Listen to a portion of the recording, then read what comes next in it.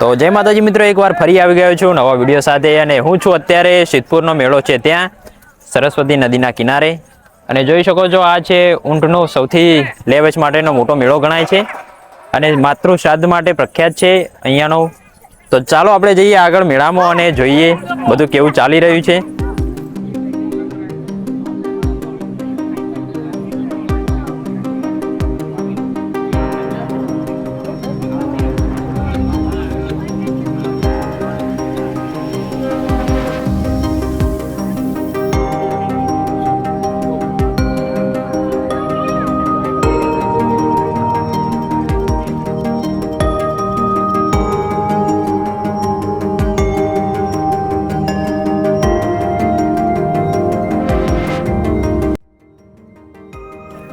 તો મિત્રો જોઈ શકો છો અહીંયા ઊંટો છે બધા બંધેલા અને અહીંયા લે વેચ ચાલુ હોય છે ઊંટોની અને પેલી બાજુ ઘોડાનું પણ હોય છે ત્યાં પણ આપણે જઈશું। અહીંયા આપણે પાછળથી આવ્યા છીએ એટલે આગળ બહુ ટ્રાફિક હોય છે તે માટે।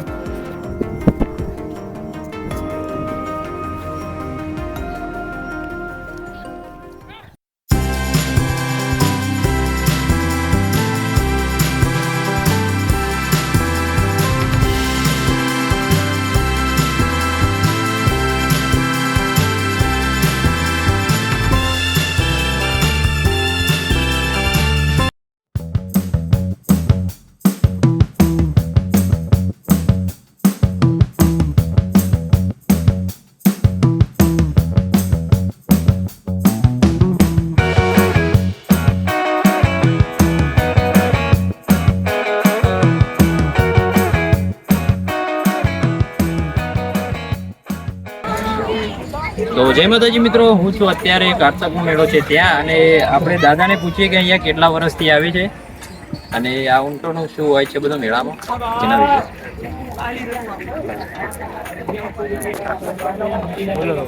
દાદા તમે આપણે કેટલા વર્ષથી અહીંયા આવો? અમે 30-35 વર્ષથી આવવાનો। આ નેચર લીધન 5 દાડા પડ્યા બરાબર 5 દિવસ રહ્યા। તમે આટલા ક્યાંથી બધા? અમે ડીસા તાલુકો નવા આવે। શું નામ તમારું? અર્જુનભાઈ રાવળ, અર્જુનભાઈ કોણ આપે બરોબર। અને આ ઊંટની લે વેચ માટે આવે તમે? આ વેચાય તો વેચે ને કે ઊંટ ગાડી લઈને કાચમાં ફરી તો ખાવાના બરોબર, મેળો ફરી લેવાનો। હા 5 દિવસ 12 મહિના અમારે ચાલે જ નહીં। દર વર્ષે આવો છો એમ? અમારી સમાજ બધી ભય થાય પાછા। તો મિત્રો જોઈ શકો છો આ બાજુ બધા ઊંટ છે ઘણા બધા અને ઘણા બધા વેપારીઓ અહીંયા આવેલા છે ઊંટના। વેપારી બધા ઘણા હોય અને અમારે તો ઊંટ વેચી બધું। હા, અને બીજા બધા શ્રાદ્ધ કરવાની માટે બીજા તો કોઈ બળિયાનો ફૂલ ચેરવી બરોબર। અને આપણે ઊંટનો શું ભાવ રાખો છો તમે? ઊંટ તો જો 60 થી બોડીને 15 થી બોડી 60 રૂપિયા। હા, લાખ સુધી હોય 80,000 હોય બરોબર। તો ચાલો મિત્રો પછી હવે જઈએ આપણે આગળ અને મેળાનો આનંદ માણીએ।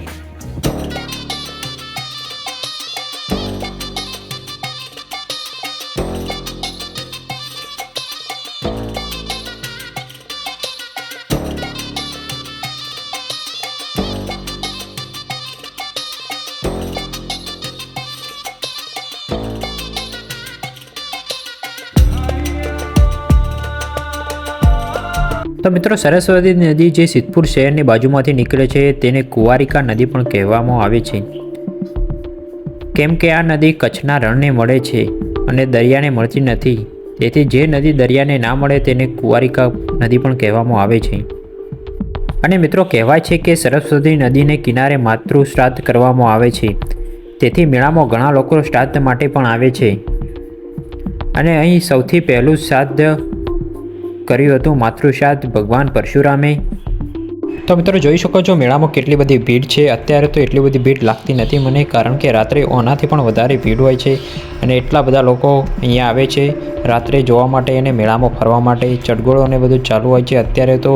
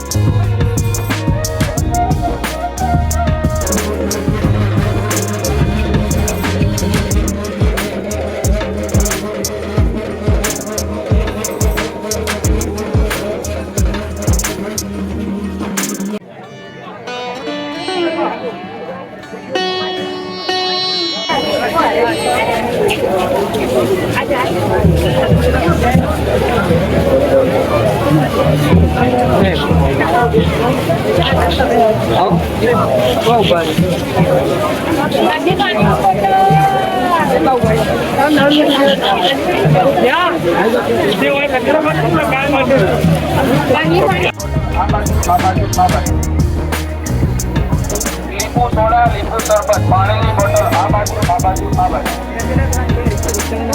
લીંબુ સોડા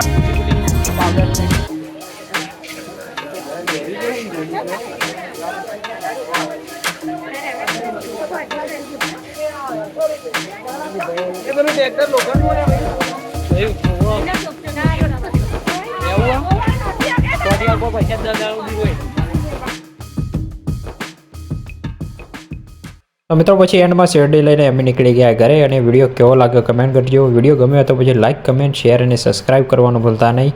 જય માતાજી, ફરી મળીશું નવા વ્લોગ સાથે.